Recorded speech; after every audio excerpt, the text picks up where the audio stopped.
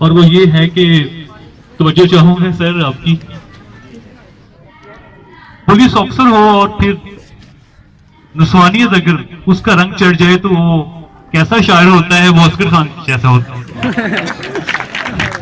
असगर खान साहब आइए कलाम पेश करें।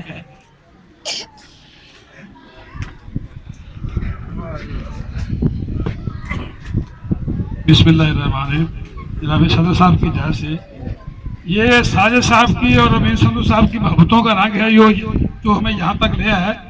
वरना संधू साहब फरमाते हैं तुमने एक गर्जदार आवाज को यार नस्वानी आवाज में कैसे उतार लिया है।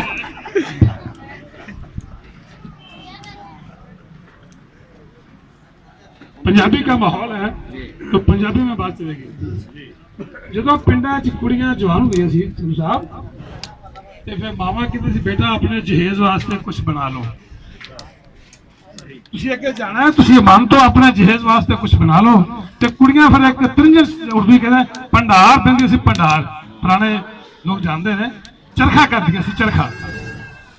तो सूफिया कराम ने अपने अंग में एक चरखा इंसानी ढांचे ਨੂੰ ਕਿਹਾ कि तू भी अपने वास्ते कुछ कर ला, तू भी अगे किसी से पेश होना। तो चरखा लिखा वो तुहानू पेश करते हैं। वक्त नाल भंडार तू बैठ जावे, जवानी में होता है सब कुछ, फिर कुछ नहीं होता। जब उठा ना जाए तो फिर कुछ नहीं, फिर वो बात अल्लाह को भी पसंद नहीं आती। उठा ही नहीं जाता तो क्या करेगा।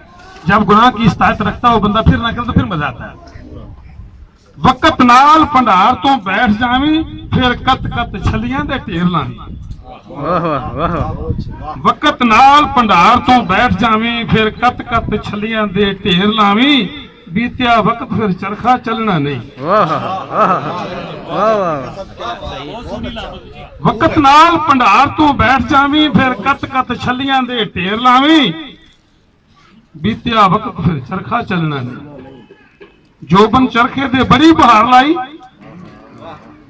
जोबन चरखे दे बड़ी बहार लाई। चरखा कूकदा पल पल माही माही। कहता है इमाम हुसैन अलैहिस्सलाम ने अपने अल्लाह का, उसकी बात करो। चरखा जोबन चरखे दे बड़ी बहार लाई। चरखा कूकदा पल पल माही माही। कत्ती माही दा गैर दा कतना नहीं। जीत्या वक्त फिर चरखा चलना। चरखा तन ते इश्के रसूल नू कतन समझी। चरखा तन ते इश्के रसूल नू कतन समझी। इश्के रसूल नू कमाई ते खटन समझी। असगर पार डाडा किसे चकना नहीं। बीत्या वक्त फिर चरखा चलना। वाह वाह वाह, बहुत आला, बहुत आला। संधू साहब की इजाजत से एक और सुनाना चाहता हूं।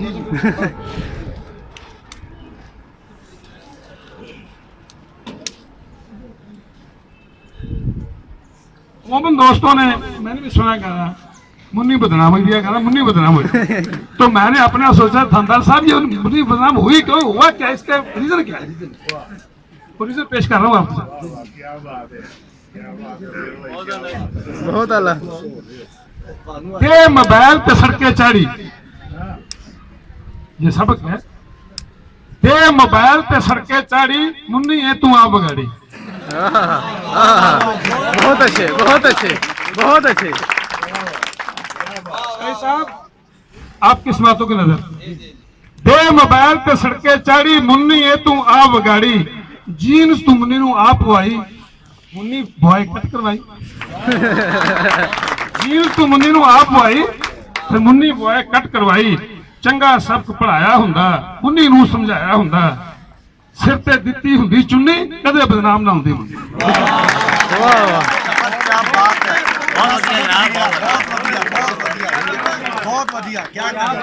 चंगा सबक पढ़ाया हुंदा, मुन्नी नू समझाया हुंदा। लैके दित्ती हुंदी चुन्नी, कदे बदनाम ना हुंदी मुन्नी। क्या बात, बहुत अच्छा मैसेज। जेड़े मुन्नियां नू नहीं समझाउंदे, जेड़े मुन्नियां नू नहीं समझाउंदे, मुन्नियां हथों आप गवाउंदे। चादर ला के देंदे साड़ी, फिर आखिर किस्मत होगी माड़ी। वाह वाह वाह वाह वाह वाह, बहुत आला। चादर ला के देंदे साड़ी, फिर आखिर किस्मत होगी माड़ी। तोड़ नहीं चढ़दी जल जांदी, तोड़ नहीं चढ़दी जल जांदी है। खुंदी जेड़ी काठ दी कुन्नी।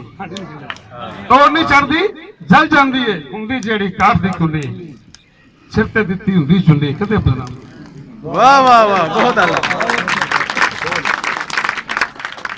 ਅੱਧੀ ਰਾਤੀ ਆਈ ਕਿਉਂ ਹੈ ਮੁੰਨੀਏ ਲੜਖੜਾਈ ਕਿਉਂ ਹੈ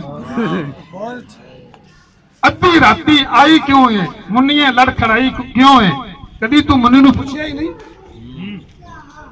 पेरेंट्स की बात कर रहा हूं अद्धी राती आई क्यों है मुन्निए लड़खड़ाई क्यों है कभी तू मुन्नी ਨੂੰ ਪੁੱਛਿਆ ਹੀ ਨਹੀਂ भेजा ਦਿੱਤੀ आप आजादी लाई मुन्नी ने बर्बादी भेजा ਦਿੱਤੀ आप आजादी लाई मुन्नी ने बर्बादी ਹੁਣ ਕਰੋ ਨਾ ਭੁੱਬੀ ਭੁੱਬੀ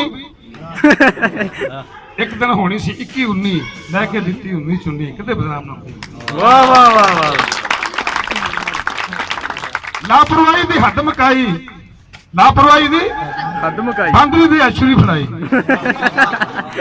लापरवाही दी हद मकाई बांदरी दी अछुरी फड़ाई कुरान जे कदी पढ़ाया हुंदा दोज़ख तो डराया हुंदा कदे बदनाम ना हुंदी मुन्नी सिर ते लैके चल वाह वाह